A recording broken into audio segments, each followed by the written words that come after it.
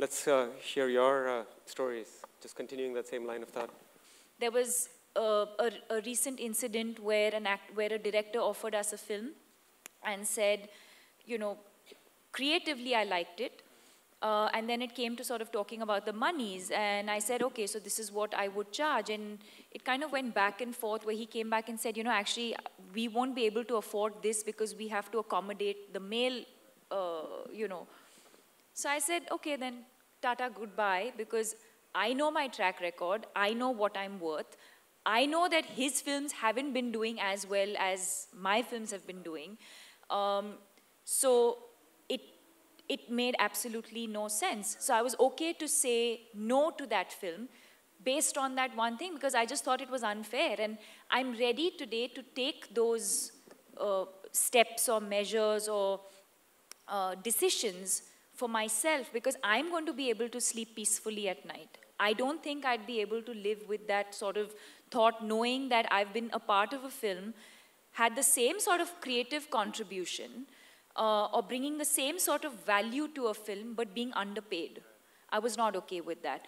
So I think some of those instances, but I think broadly, I've never been made to feel less or not being able to achieve something because of being a woman.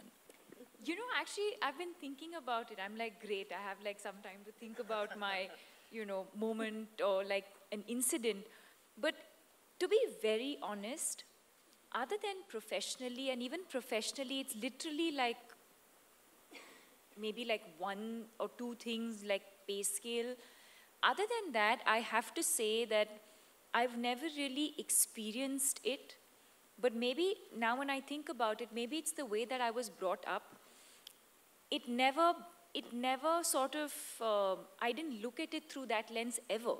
So maybe there have been instances where I have faced that sort of discrimination of male versus female, girl, boy, but maybe I just didn't register it because that's not the way. I've grown up in a family, there's just me and my sister, we're two girls, and we were never made to feel like we cannot accomplish something because we're girls. I started playing badminton at a very young age. Girls and boys traveled together, we played together, we stayed in dormitories together. We had the same issues of like not having toilets or not having, you know, water to shower. So the issues in that sense have been the same. Again, maybe if I think of it, maybe the prize money that the guys got was a little more than what the girls get. Today in film, there's no lack of opportunity.